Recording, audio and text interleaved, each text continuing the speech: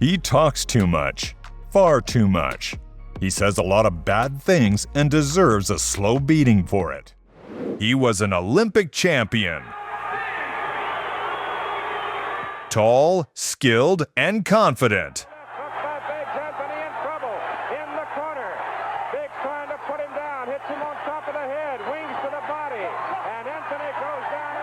Tyrell Biggs believed his physical superiority would destroy Tyson. In the corner, Biggs trying to put him down, hits him on top of the head, wings to the... Before the fight, he didn't just promise victory, he insulted. He called Mike a midget, saying he was too small to ever be a true champion.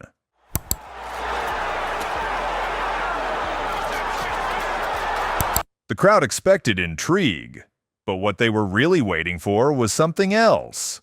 Making woman gestures like, I can't, how?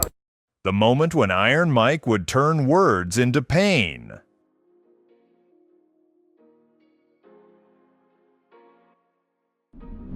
Meet Tyrell Biggs, one of the most promising boxers of the 80s and early 90s. Olympic champion in 1984, and also part-time Mike Tyson's most hated rival. The history of hate goes back to the 80s, when both fighters were still amateurs. Tyrell was showing great potential. Still, with a height of 6'5", he was ideally suited for the role of a new Muhammad Ali.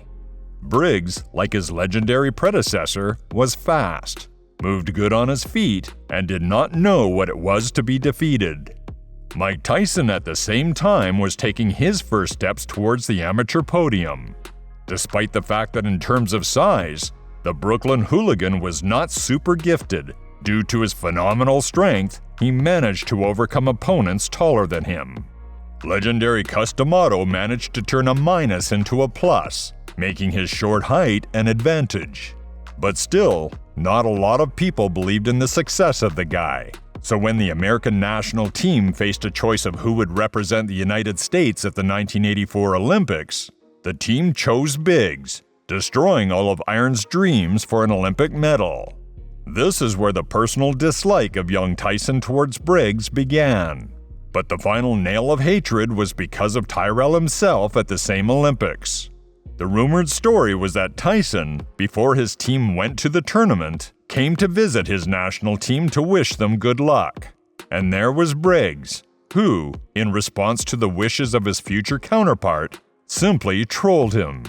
Having said, I quote, "And what did you forget here?" The resentment got deep into Mike's heart, so in the future he intended to get his revenge. It didn't take long for Briggs to win an Olympic medal and then turn professional. In 1986, Iron Mike would win his first world title by defeating Canadian Trevor Berbick, thus becoming the youngest world heavyweight champion. After that, there were 2 more belts in the WBA and IBF versions. Boxers and analysts wondered who could stop this knockout machine, and at that moment the silhouette of an old friend in the face of Tyrell Biggs appeared on the horizon. Tyrell, unlike Tyson, did not immediately manage to adapt his amateur style to professional boxing. It took some time for the Olympic champion to change the way he fought, to start doing it in a more professional way. But the gifted American finally managed to do it, also becoming a dangerous puncher whose blows everyone was afraid of. It was clear to everyone that the paths of the former teammates would cross, and in November '87, it happened. Before the fight, Tyrell assured everyone that Tyson was not really an opponent for him by stating the following: "He hasn't fought people like me who have a strong jab and can box, against those who enter the ring not only to survive. Do you think I'll be afraid of a guy his size? Everyone writes me off, but I don't think so. Come to our fight. I will shock the world." And then it was time for the fight. Your instructions prior to coming to the ring. Therefore, I expect a good, clean bout. Do you have any questions? Touch gloves, go back to your corner. Good luck. At the beginning of the fight, Biggs was looking better. He was easily moving on his feet and successfully delivering jabs, while Mike Tyson did not cause significant damage.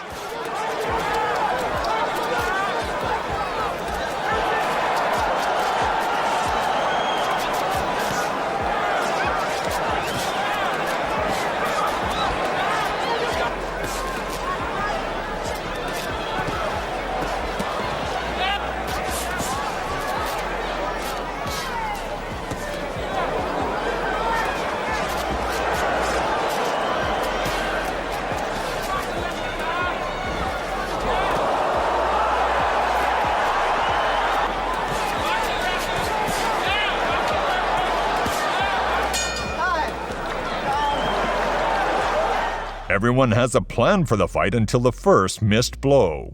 These words can describe the second round of this fight, when Biggs missed a hard left from Iron Mike, after which he began to slowly get lost.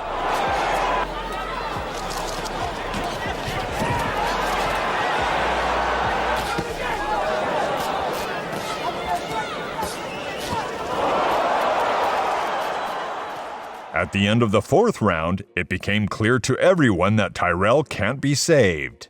Mike systematically destroyed his opponent, enjoying every moment of the fight.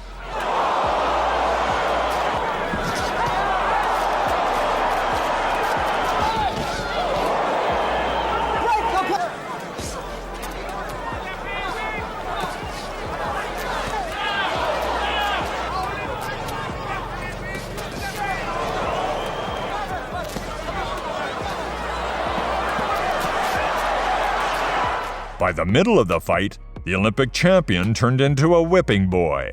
Fans wondered when the end of the fight would come, and then it came in the seventh round. 4, 5,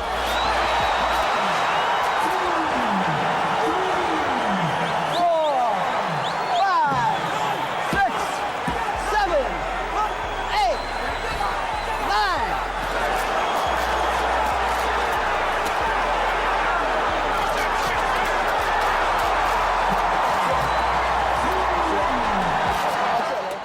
Usually, after the fight, boxers exchange compliments to each other, but this time Iron Mike finished off his opponent and openly talked trash about him in front of the public. Probably the same situation from 1984 was to blame. Broke him down. Was it just constantly body punches? When I was hitting him with body punches, I heard him, actually he was crying in there, making woman gestures like, I can't find him, but I knew that he was breaking down soon. You're saying that Biggs was crying when you hit him? Yes. The defeat from Mike Tyson was disastrous for Briggs, because after that, everything went downhill for him. He lost a few more times before ending his career. Iron Mike was also in for a lot of bad surprises in the future, but this is a completely different story for completely different videos.